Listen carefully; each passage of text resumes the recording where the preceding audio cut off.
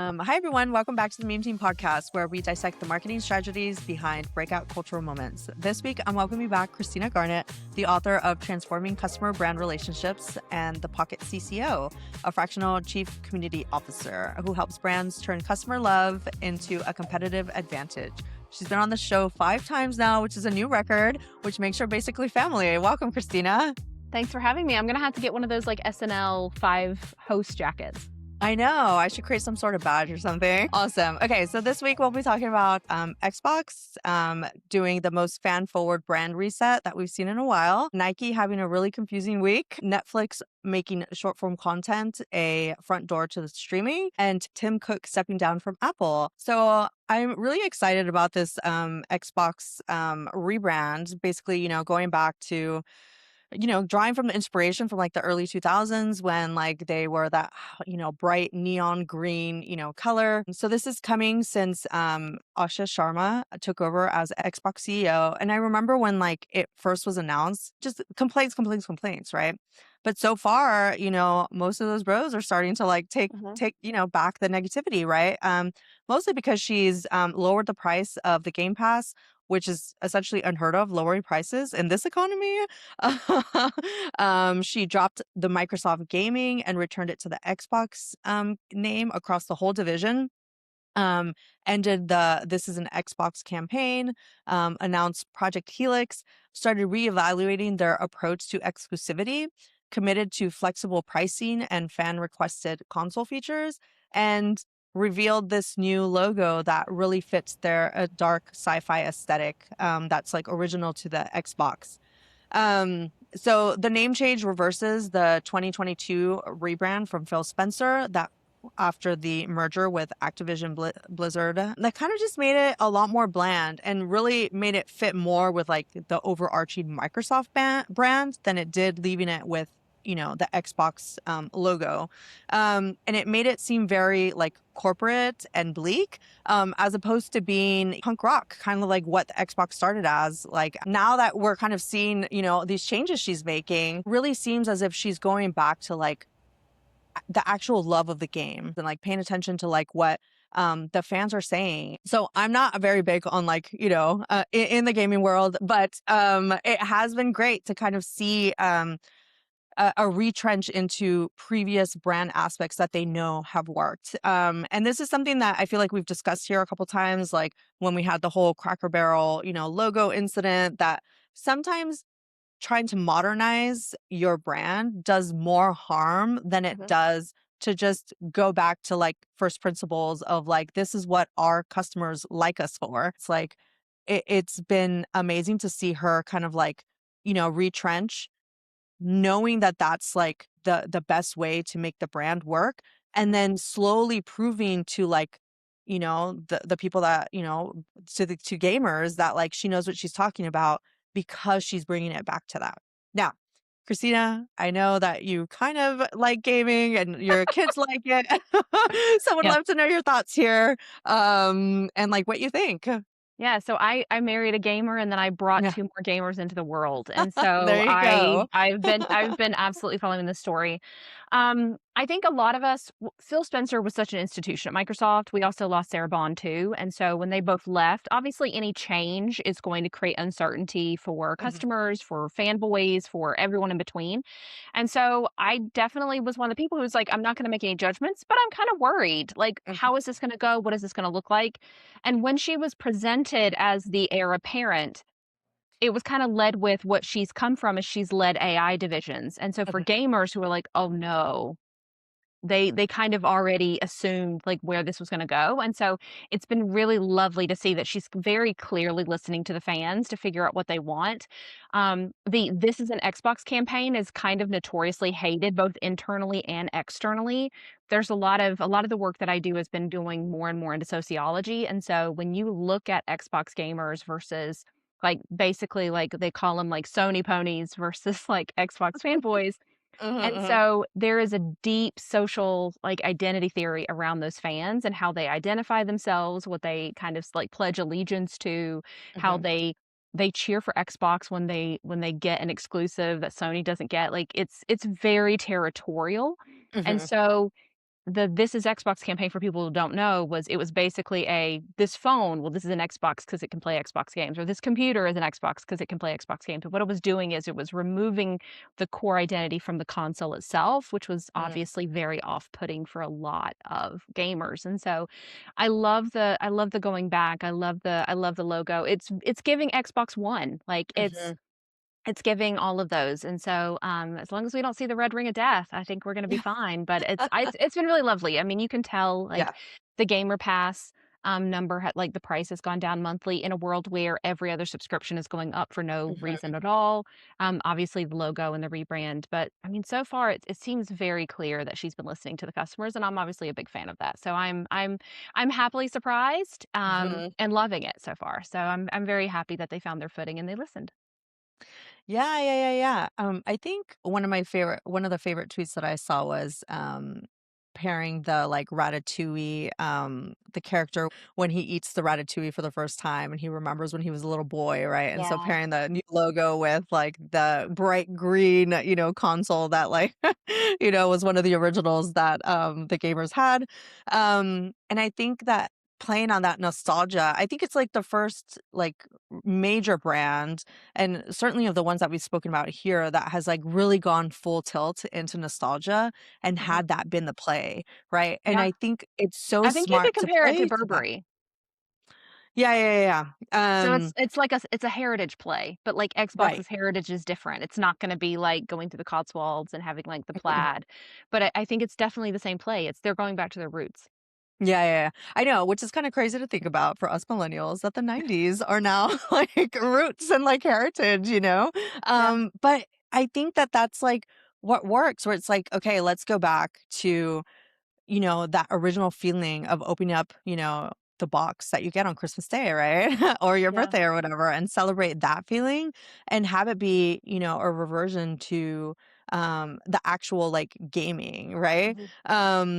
So I thought, she's done like like an excellent job to like really, tap into that feeling of nostalgia without making it kitschy. Yeah, Which I feel is like what happens with so many other brands that kind of like are are in it to kind of like it doesn't seem like they're legitimate about it, right? And I think that's usually where, when you kind of go after nostalgia for like nostalgia's sake, but yeah, without understanding what it is that your customer actually wants from you, yeah, it's all these things tied together. It's the logo, yes, but it's also she's, bringing the prices back down, which obviously is a huge thing that like people are thinking about right now, right? When like, especially with tariffs, right? So it's been, a good way for them to position themselves up against like their largest competitor. So I'm glad that it's going in that direction. And then in terms of the Microsoft of it all, right? Like it just never made sense for me to kind of have it get enfolded under the umbrella of Microsoft uh-huh, because Microsoft is seen as boring and corporate and just all these things, right? We saw similarly with OpenAI, right? Where it's like, they have to kind of really try to set themselves apart from it because they don't want the like why is Microsoft involved in this, yeah, so the fact that now they're kind of like separating themselves from like Microsoft, going for like Xbox and using that as like their core like brand makes so much more sense for me. And I think it's going to give them a lot more freedom to go a little bit more out there with their mhm, marketing, with their positioning, with like the customer, like the ICP that they're going after, and really hone in on like being the like gaming console for like actual gamers. Okay. So huge lesson here for me is when you're doing a course correct, try to do everything at once so that it all kind of, comes together and it's not just a standalone thing, right? Yes, the logo would have been like its own moment, but the fact that it's like the pricing, the name, the campaign, the exclusivity, and all these features makes more people pay attention. And it's really showing that like she's to be trusted as like not just the CEO, but as someone that like wants the brand to succeed. And that's like the best thing she's done here, where it's like it's boom, boom, boom, just like one thing after another. The other thing I'll say is I saw the photo that she posted of like We Are Xbox, mhm, which showed like her like in a super, casual outfit. I like that she's not right on like the dais, like the stage itself, Mhm. because she's kind of like, showing like, hey, I'm here to like, represent you, yes, as CEO, but like take in everybody's ideas, showing a united front basically for all these changes. So I think, people are excited to see that kind of message. Absolutely. Next, we're going to talk about Nike. So Nike's had a bit of a rough couple weeks. Yeah. During the for context, during the Boston Marathon, Nike had these large out of home basically displays at their different stores, and so the one in Boston for the Boston Marathon was that like runners are celebrated, but walkers are tolerated, and so it did not go down well. Absolutely did not go down well, and in addition to the outcry from just the public in general, there were also a lot of competitor brands who tried to have more, like, purposely more inclusive messaging, to basically combat this, and so it wound up being taken down pretty quickly, but there was also some people who spoke up about some activations that Nike was doing in the UK at a park that had a very kind of similar kind of notation, basically saying, like, "You're not here to have a walk in the park," or something to that extent, and so it's showing, once again, social identity theory.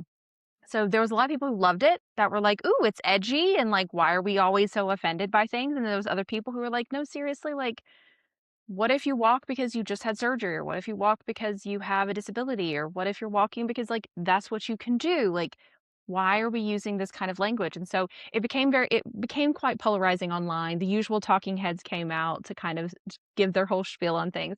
But for me, like I said earlier, a lot of what I'm thinking about now is coming from a lens of sociology and how do we see things. And it just becomes very clear that Nike is tapping into this market of runners to basically say, like, y'all are the in group, the out group are the walkers. They're not like you. They're not as ambitious, they're not as driven, they're not going to do it the way that you're going to do it.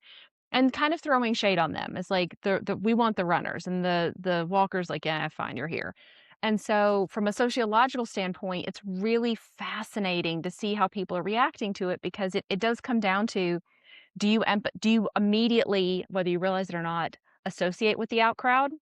Or do you see it as an in crowd, out crowd thing at all? And the people who immediately saw it, whether they were able to verbalize what that actual feeling was or not, tended to be anti the ad. I even had one of my friends after I had commented on it on LinkedIn to basically be like, "Hey, I was actually near this and I saw the thing and I felt some kind of way about it, but I wasn't sure what that feeling was exactly, and that's what it was." And so I think if we look at things from a sociological lens, I think it's really important because Nike has this, going back to heritage, Nike has a heritage of this aspirational brand, but not in the aspirational way of like, hey, you could have a Chanel bag, but in the aspirational way of like, you could do it. Like, just do it. Like, just fulfill your dream. Like, just go out there, just practice, just do the work. Like, you could be an athlete. Anyone can be an athlete. And so for it to go from this aspirational athletic dream that anyone can kind of think about and be a part of to, yeah, walkers, you're not it.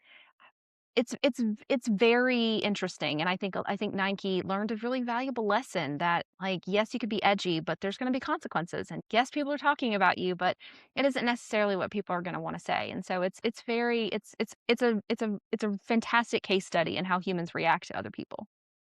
Yeah. I so I have a couple thoughts.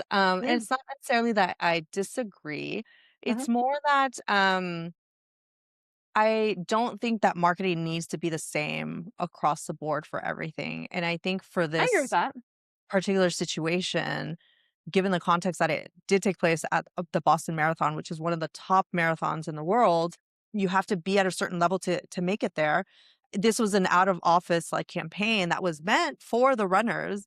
And yes, one can quibble that what, everything that's out of office can now be digital anyway. Um, that like, even if it was meant for this particular audience, that, the fact that it did find its way online and get the backlash there, of course that was going to happen, especially for a brand as big as, Nike and all that. The other thing is, Nike right now is just facing a lot of um where they're not people's favorite brand anymore, Yeah, like before they used to be like given so much more, sway because they had, they were that favorite brand, right? They're the mhm, Jordan, like, they were the top shoe for everything. And then now people have more options. So like it seems as if they're trying to find their way, both in terms of like how they're marketing, but then also who they're marketing to. Mhm, And the third thing is that I saw it more as like, yes, anybody can do it, but it takes a certain type of person mhm, to get to this, level, which is what we or what I appreciate from the ads that they do with like art with sports stars, right? mhm, I mean the Rory McIlroy one, right? Where it's like, when he just won the Masters again, the big thing there is like, we're celebrating, Rory like reaching this, second milestone, after winning the Grand Slam, last year. And it takes a certain person to just do it, right? mhm. Uh, and so I think they were trying to go after that, like the aspiration of like, you do have to, it is possible, but you have to work your ass off to do it. Yeah. I don't think that that's a message that's flying very well right now because It's not. everything is just so fucking hard that I don't need a marketing team to be telling me that I'm not working hard enough, you know? But that I agree with actually, I don't disagree with anything you've said. I think that we are at a very interesting point in marketing right now because between just AI, consumer consciousness being at, like, an all-time high, like, Mhm, everyone can spot an ad a mile away. People can spot a Nike ad immediately. There's just this social awareness of all of these moving pieces. So the ads that would have worked 5 years ago will get scrolled past today because it's like, "I already know. I already know what you're selling me. I already know. I've already figured it out."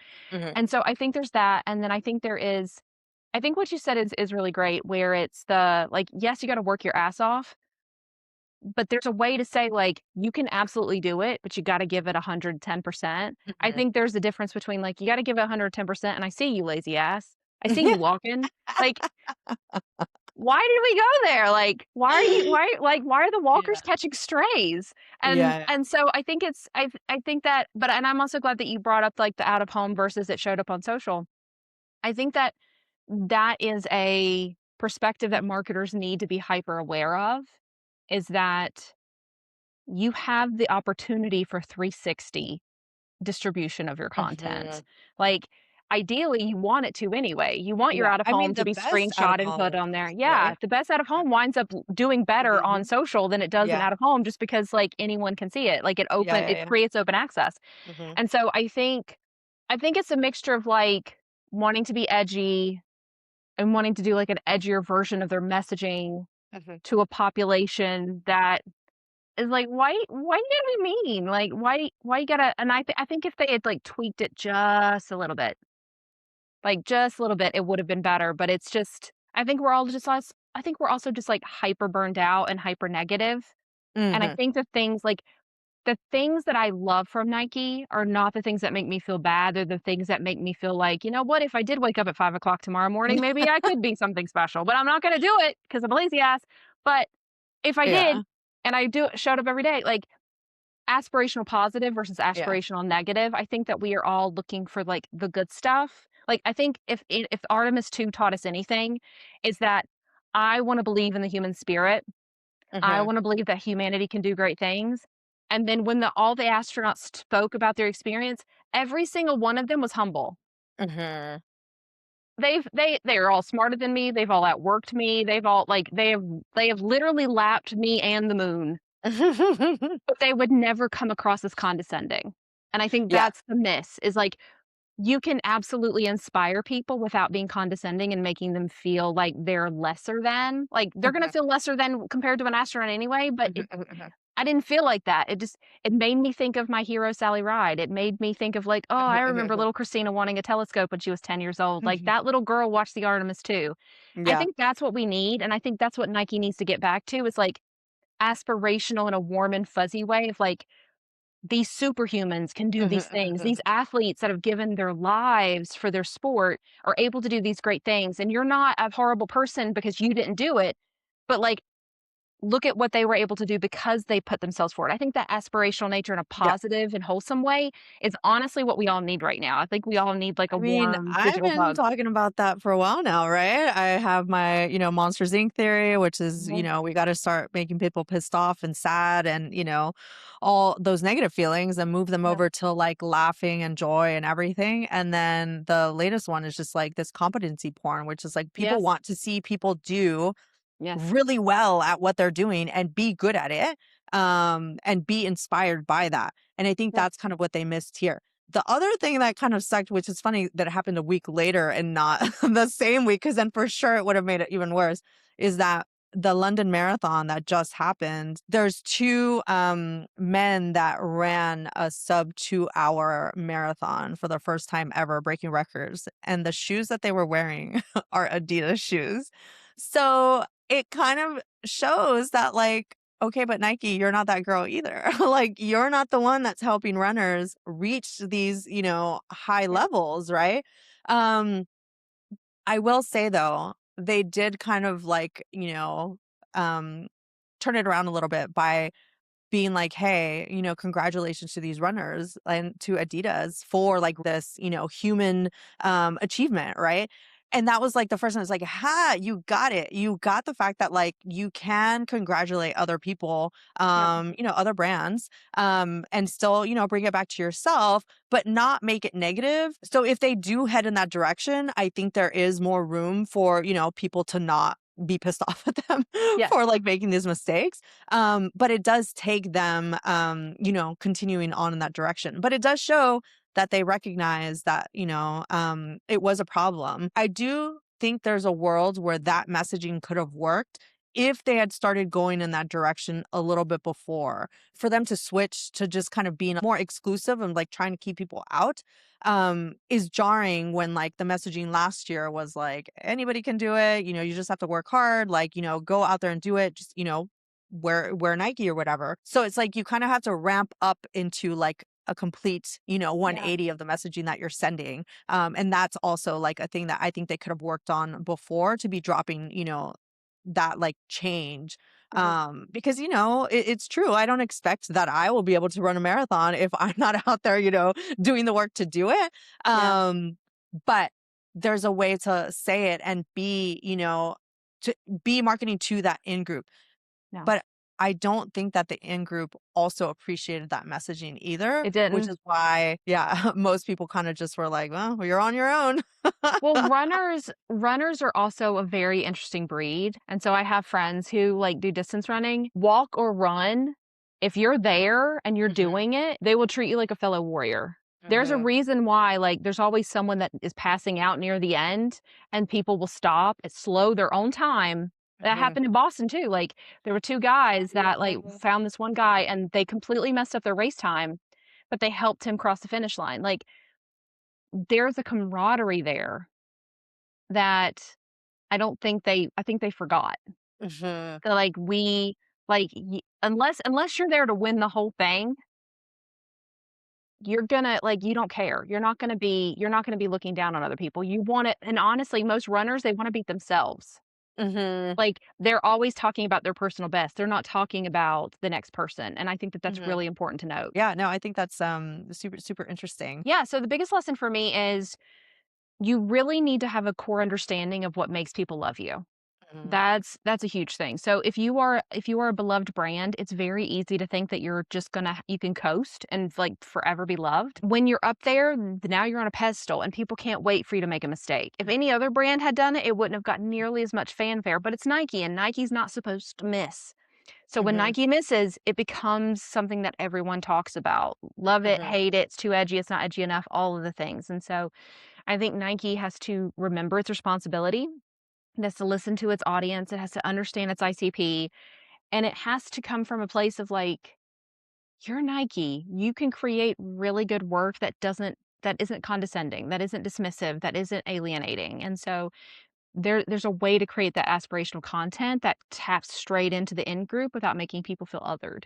And so I think especially with runners, like I said, there's a camaraderie there. mhm. I wouldn't mess with that. And so I think just remember that we as humans, like you said, like between the Monsters Inc. but also the competence porn. We want to celebrate people who do good work. Like if I've learned anything over the past couple years is that we all crave a meritocracy, even though there isn't any apparently anymore. Like we want one. So Uh, we love celebrating people who work really hard, who are doing great things, who are breaking records. Like we love that stuff. mhm, But we don't want those people or the brands that support those people to be making us feel less than because we didn't. So like there's a way to inspire us without us making us feel dumb or lazy or mhm. stupid. Agreed. Yeah. I'll say that my lesson is if you're gonna, create a campaign around this, and have that be like a message that you want to put out there.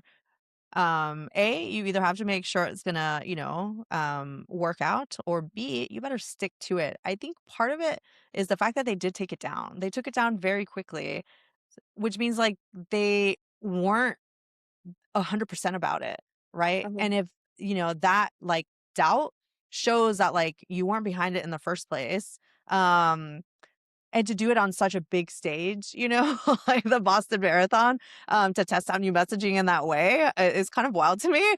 Yeah. But I do like that, they seem to have turned it around, a week later for, the London Marathon to then celebrate that human achievement. So it seems like they did learn a lesson. I'll be Mhm. curious to see what they do going forward. I'm very interested to see what they do for the World Cup. That's gonna be a big Oh, yeah, stage for yeah, yeah. them. There's gonna be a lot going on. There's already a lot of trouble with, Hmm. like, fan fests and permits and all the things, so Yeah. the World Cup's gonna be messy anyway. I think it's gonna be a huge Hmm. opportunity for Nike to step up and do a lot of really cool things, but we'll see what happens.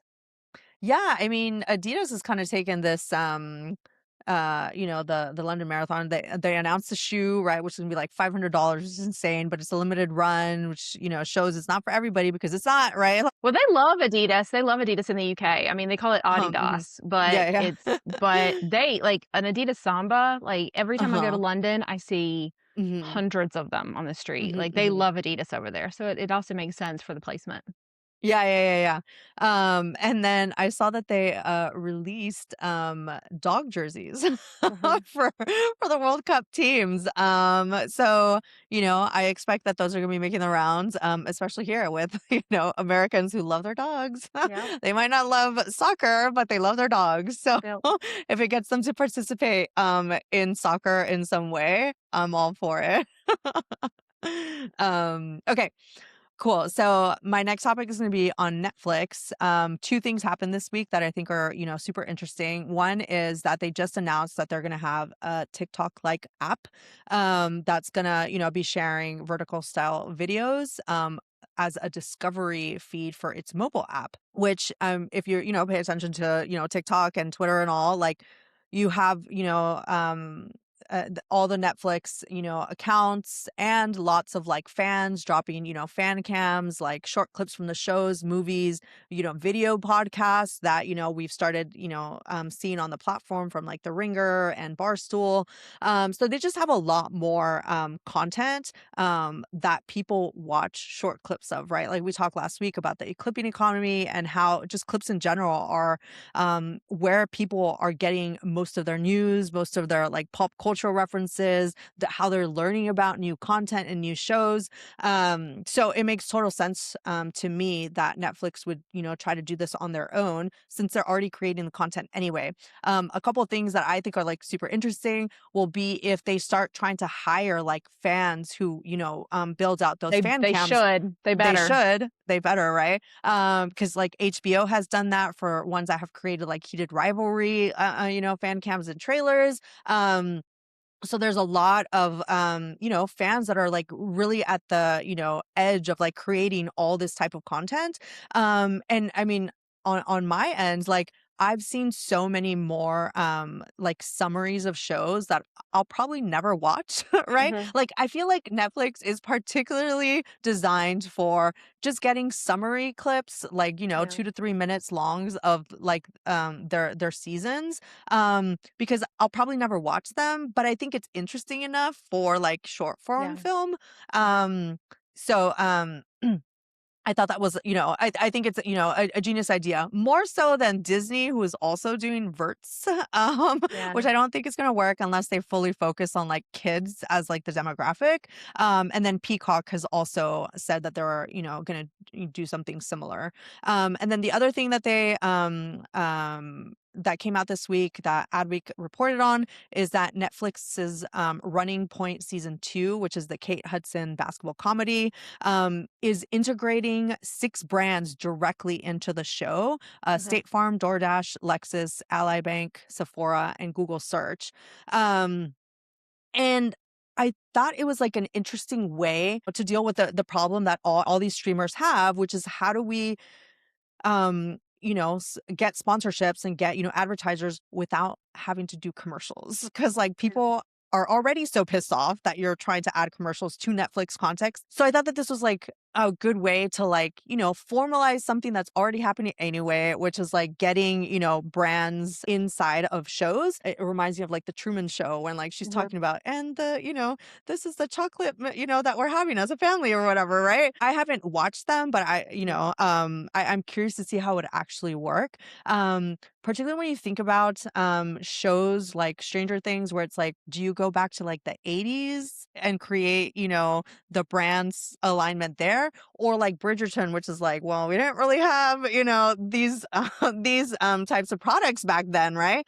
And those Yeah. are like their highest watched shows, right? Well, on the first one, it makes me think of Quibi, Yeah. which was that like late great RIP app that was basically doing Uh-huh. that thing. Yeah. And so I think it's a mixture. My first thought is that, and also from the standpoint of it like failed spectacularly. Hmm. And I think it's a mixture of two things. I think it was early. I Hmm. think it was still like we hadn't kind of we knew short form was a thing, but we hadn't adopted it to the level that we've Yep. adopted it now. And then in addition to that, it doesn't have the network effects that Netflix or a Disney Plus or anything like that. My thing would be for Netflix, I want them absolutely to hire the fan edits. Hmm. Some of the best video editors I've ever seen in my life are just normies at home doing Hmm. fan edits. And For the so love of the game for and the the love love of of the the game. show. Oh, yeah, like, they Yeah. should 100% hire them. For Yeah. Marvel, and I'm gonna talk directly to the camera because I need them to do this, dear Marvel and Disney Plus, Yeah. if you're gonna do this, I need you to get Wong and the girl, I can't remember her name from She-Hulk, or the guy from Ant-Man. I want shorts that basically give me cliff notes for every single movie and Marvel TV show so that whenever I have a new movie coming up, so like Endgame is being rebrought into theaters and it's going to have new clips that will lead directly into Doomsday. Fantastic. But a lot of us have watched all the movies, but we haven't watched everything pre Endgame since it actually came out. And I do not have a photographic memory. So, what would be super cool is instead of having to watch all 1 million shows and movies, if I could go and watch a short that basically gives me the cliff notes, spoilers, all the things, so basically, here's what you need to know about this movie as we think about the future of Marvel. Next, next, next. Cool? You like Daredevil? Here's everything you need to know about this show and what it has to do with that. Basically, make it very clear. You can even say spoilers section. I don't care. But the fact that that has not been created yet boggles my mind. Please make it. Please use it exactly for that use case because there are Marvel fans who will, like, anytime a new show comes out, anytime a new Marvel movie comes out, you'll see online what movies do I need to watch in order before I do this? What do I need to know? Mhm. That is a prime opportunity for you to specifically do that. Have those characters because that's their whole thing. Like it's literally within their character to do that. Mhm. Create it and then go through the process. Please, I'm begging. It makes Feel too like much that's sense another for you not to do billion-dollar it. idea right there. Makes too much sense. I don't know why it exists. Dear Marvel, take this free idea. It is yours. Please do Uh-huh. it. Please do it. I'm begging. It makes too much sense. Mhm. Yeah, yeah, yeah. The one thing also about Quibi is if you'll remember, it was meant to be original content, Yeah, yeah, right? So, these all these apps, so the Disney, Peacock, and Netflix are all going to use existing yeah, content to cut down and just have, yeah, create their own like TikToks. yeah. So I do wonder how far away we are from actually having like original content. But they do those Um now on TikTok. It's those, like, really poorly acted romance things, and they're like it's a 10-minute clip, and then you go to the next 10-minute Mm. clip, Mhm, so those mhm, mhm. already kind of exist on Yeah. TikTok.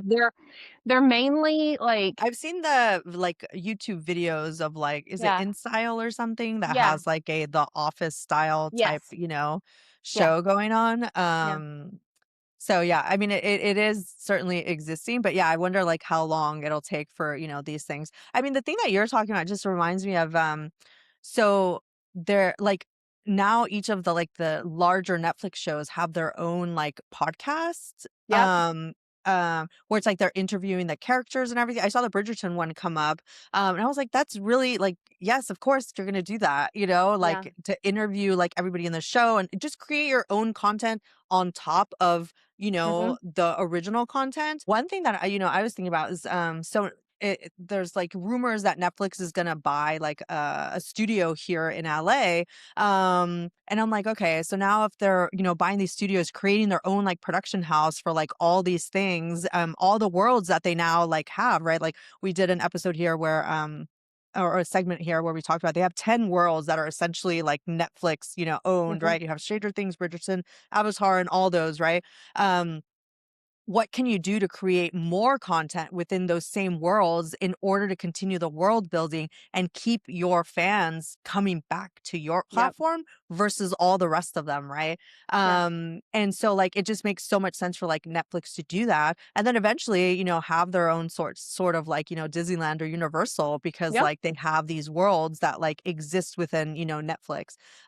Because, people want more in-person, mhm. events and like, things that they can do, especially when you can meet other fans, right? Number 2 is the product placement.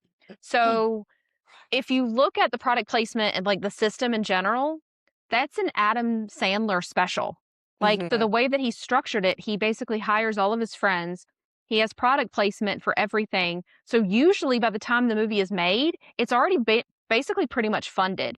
So if you think about, like, from a profit perspective, Adam Sandler has already used the product placement model to, like, nail that sponsorship. And so the fact that Netflix was already working with him on his deal means that they already know how to work that out. So mhm.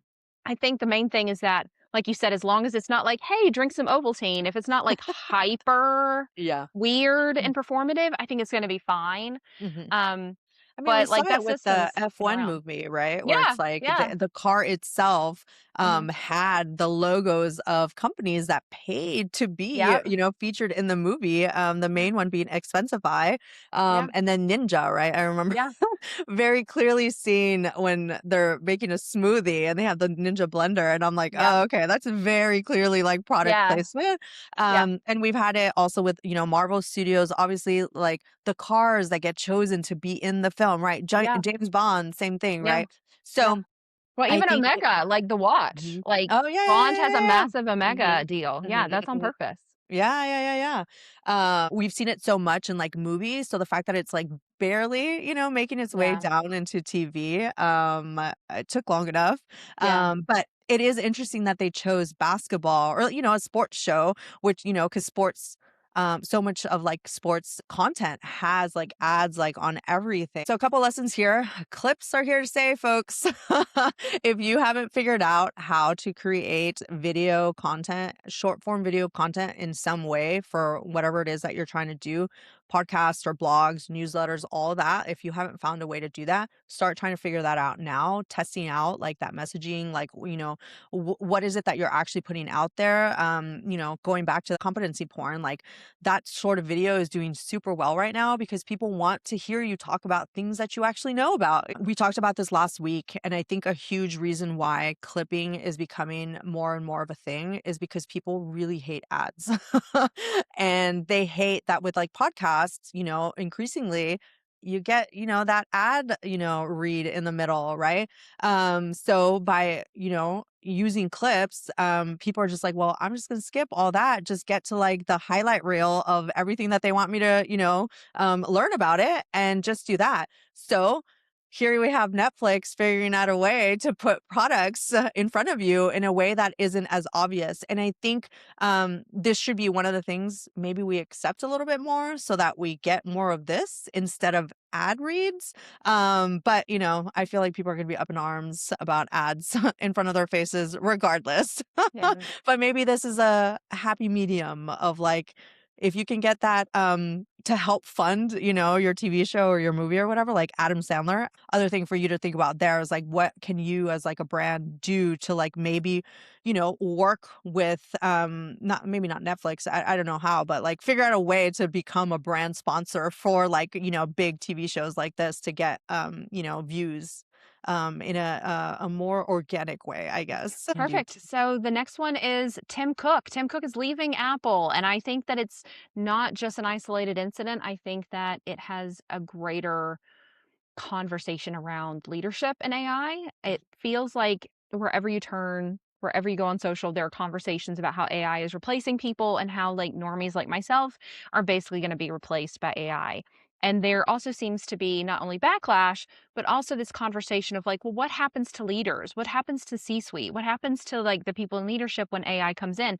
And I think what's happening with Tim Cook, but then also Elon Musk versus Sam Altman, because they're in court right now, that is actually that's what it looks like on their end. And so, obviously, I don't have any insider trading notes from Apple, but MSN does. MSN has insiders that are claiming that Tim Cook is basically leaving because he kind of took a backseat and let other companies really kind of push the way for AI. And now that he is gone and they have their new successor, AI is going to be a major dominant priority for them, which is very signaling that, like, once he leaves, we're going to completely go all in. And so, I think that's very interesting. It showcases that even in a leadership level, AI is creating uncertainty, it's creating risk even for leaders, and they might have to decide whether or not they are going to basically go in a different direction, go into the direction that everyone else is kind of focusing on, or if they're going to leave the company, which is what we're seeing here. Hmm. In addition to that, you have Elon Musk suing Sam Altman, and basically you have two polarizing figures yelling at each other in court. The crux of the lawsuit is about basically OpenAI starting off as a nonprofit, and then it became very clear that they were not going to be able to make the funding and get the funding that they needed in order to create what they wanted. So they shifted to a for-profit model, and it's kind of exploded and done all the things if you've been on the internet and you've seen. And so apparently what happened was Musk was originally a part of one of the core people at the very beginning when it was a nonprofit. And then once it became clear it wasn't going to be a nonprofit, he booked it. He left. And so there's been a lot of controversy around OpenAI, specifically around Sam Altman.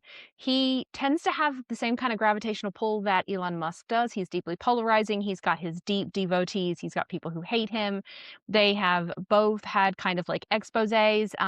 Elon Musk has had multiple articles and books written about him. And then Ronan Farrow just wrote an expose on Sam Altman in the New Yorker that was detailing basically what happened when he was ousted and kind of the inside baseball of all of that. But it really, the TLDR to that article was like Sam lies a lot and people don't trust him. And so that being at the forefront of this massive AI tool that people are already scared about is not really good for business. And so I think it's fascinating to see these three key players and how AI is absolutely changing how people view them, how they are seen in business. They are either making a ton of money off of it, not making a ton of money off of it, getting exposés, being kind of ridiculed. In Sam Altman's case, his house was attacked twice.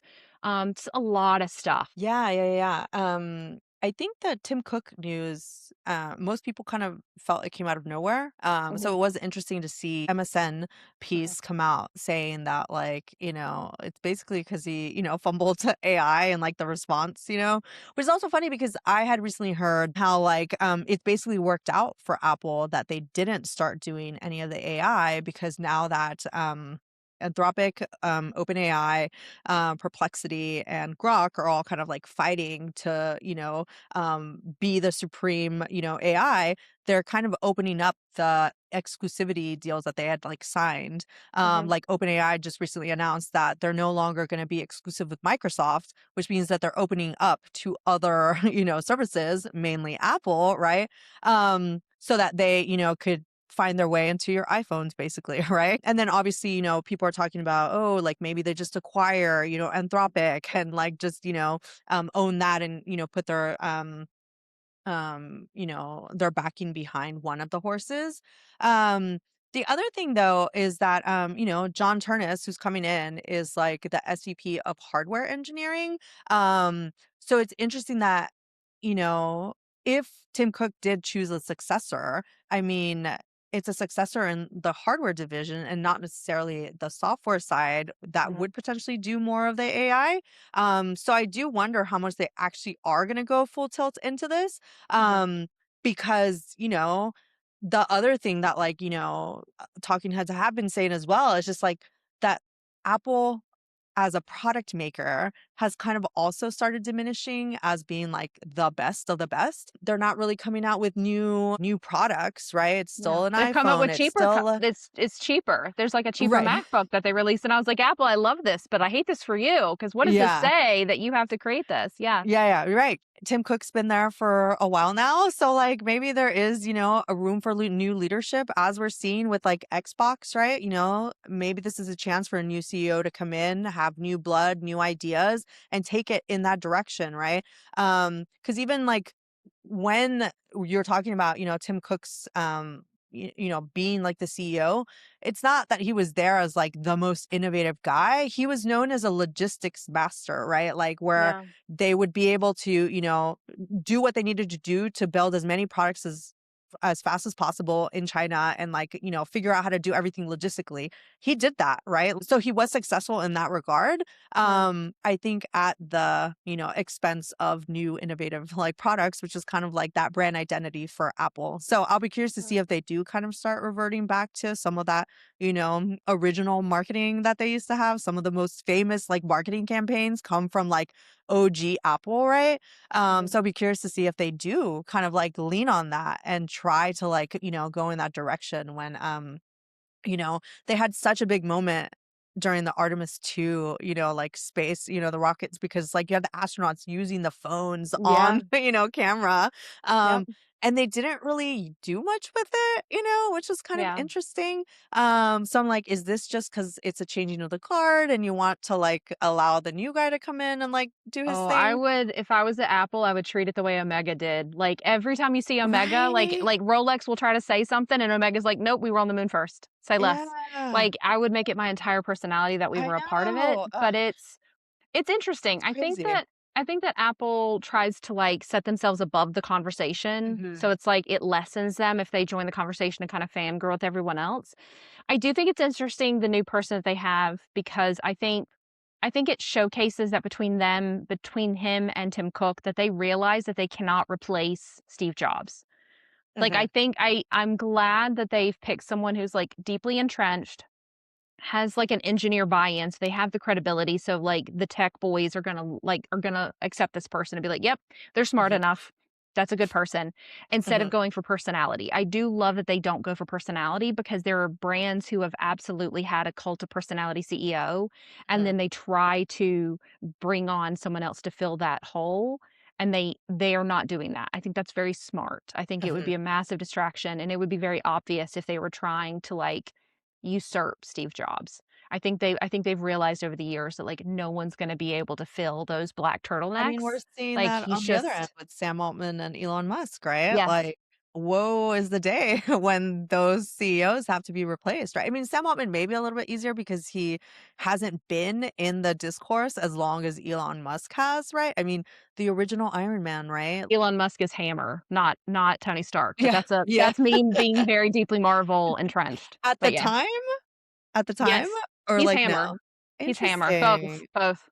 Oh, For those um, who are not big Marvel fans, that was who Sam Rockwell played in Iron Man 2. That's who I think mhm. Elon Musk is more like. He's deeply funded by the government. He takes other people's ideas. Like, he's Hammer, he's not Stark. That is true. That Elon's is not making true. anything in a cave. Yeah. Nothing in a cave. He's Hammer. That's He's so not Stark. funny. Yeah. Um, and then, Sam Altman has now created this persona of like being so cutthroat. I mean, one of the most famous lines about him is drop him in the middle of a, deserted island and you'll come back and find him as the leader, right? Yeah, Like, yeah.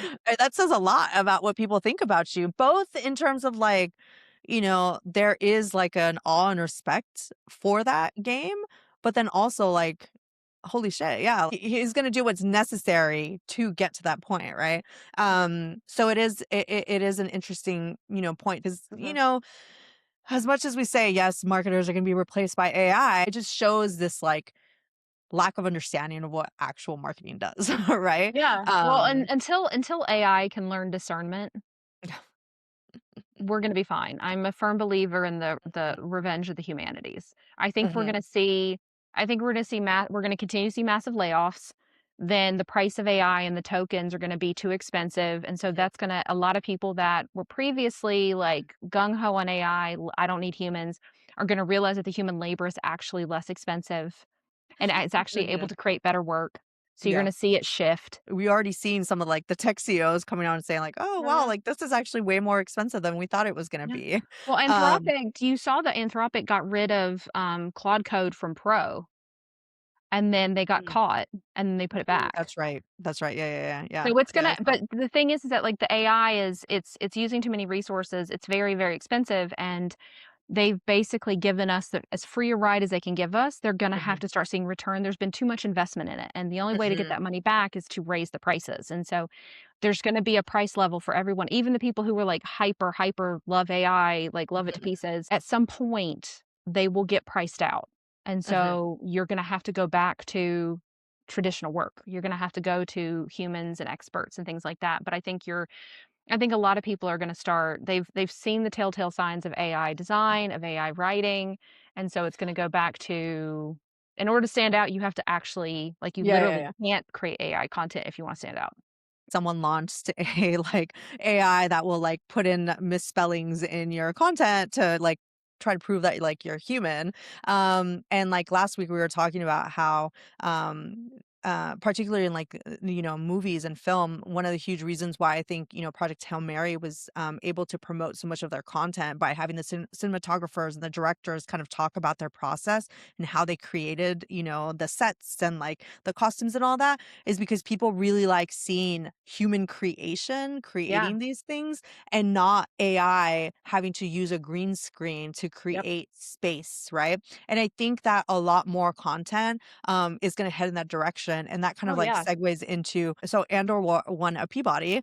Mhm. And so it was like one of the best shows of like last year. There's a way for especially movie studios to start thinking about how can we create human content using those like the people that can create things, right, Mhm. like those actual sets and the actual costumes, and stop relying so much on AI and thinking that that's the only way to create more films and like cut costs is by Mhm. like doing using AI, when we're starting to find out that actually it is more expensive to be using AI, especially on such huge projects like this, right? Maybe we do need more like humans creating stories and like maybe simplifying. I think that was one of the things that like with Andor is like that constantly comes up is that it actually wasn't that expensive to make because they were filming more like on actual sets and they had like actual, humans. They didn't really do many of like the alien characters that they do in some of the movies and stuff. So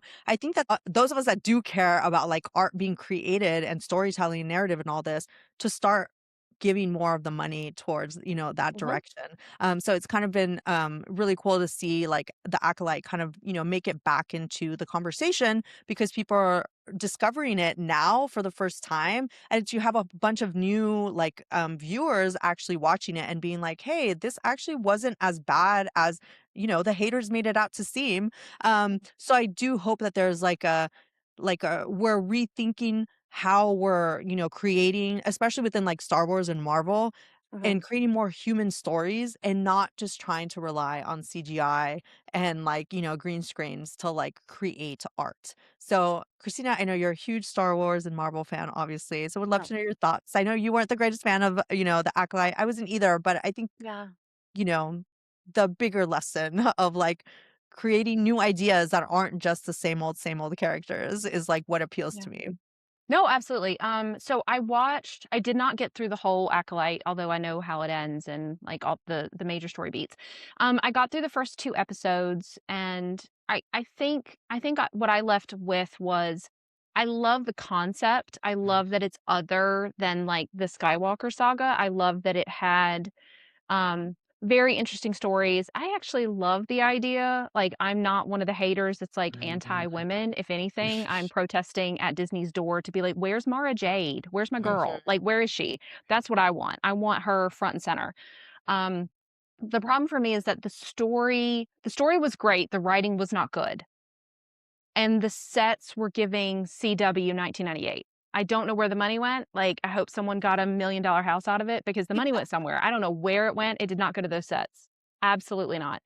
Um, I think it was also very interesting that it was very, like, fight heavy and choreography heavy, and there were, like, all these things, and Andor was not. Like, Mm. Andor famously, like, there's no No lightsaber lightsaber, right? fights. Mhm. There's none, and it's absolutely beautiful. Like, I adore Andor. It Mhm. deserves every award and more.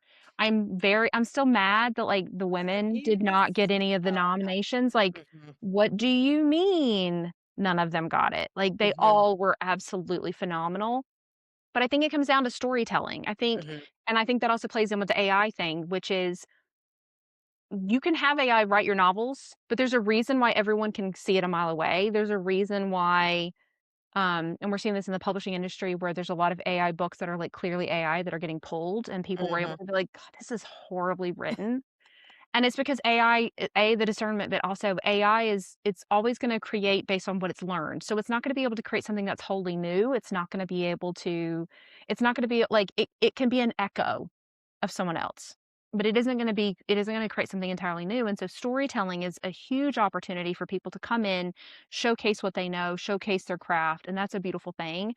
I think that was what was so beautiful about Project Hail Mary. I love the Mhm. storytelling. The storytelling in Andor is great. I think that if you had taken the same premise and given it better writers and a better set, the haters are still going to hate it. Like Yeah. they hated it for what it was, not for like I the mean, people individual hated pieces. Andor, right?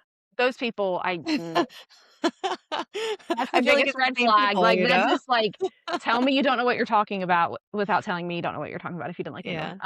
But I think storytelling is a huge opportunity for people to step in, and I think that storytelling wins. So one of the things that I love that just came out is called The Other Bennett Sister.